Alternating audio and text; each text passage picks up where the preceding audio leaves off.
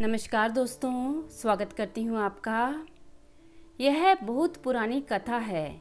एक बार चेन्नई के निवासी रामानुजन ने अपने पुत्र को कुछ रुपए देकर बाजार से फल खरीद लाने को कहा। उन्होंने पुत्र को समझाया कि फल खरीदने में किन किन बातों का ध्यान रखना होगा।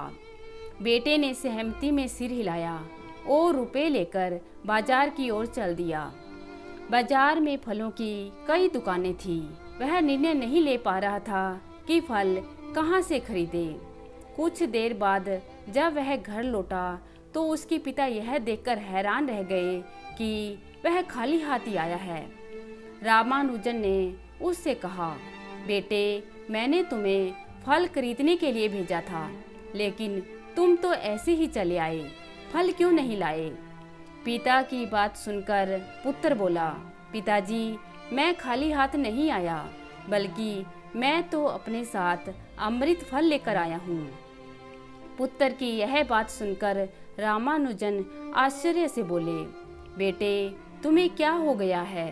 तुम ऐसी अजीबोगरीब बातें क्यों कर रहे हो? यह अमृत फल क्या होता है और यह दिख क्यों नहीं रहा? इस पर पुत्र ने कहा, पिताजी, मैं फल खरीदने जब बाजार गया, वहाँ पर अच्छी सी अच्छी दुकानें सजी थीं। तभी मैंने पास ही एक वृद्ध को भूख से छटपटाते हुए देखा। उसका छटपटाना मुझसे देखा नहीं गया और मैंने उसे उन रुपयों से भोजन करा दिया। भोजन करने के बाद उस वृद्ध ने मुझे ढेरों आशीर्वाद दिए। इससे मेरे मन को काफ़ी संतुष्टि हुई। अब आप ही बताइए कि उस वृद्ध का आशीर्वाद क्या किसी अमृत फल से कम है? बेटे का जवाब सुनकर पिता ने पुत्र को गले लगाते हुए कहा, बेटा, तेरी करुणा भावना ने मुझे हिलाकर रख दिया है। निश्चय ही एक दिन तू मानवता के हित में बहुत बड़े काम करेगा। पिता की बात सच साबित हुई। वह बालक आगे चलकर एक महान संत के रूप में विख्यात हुए।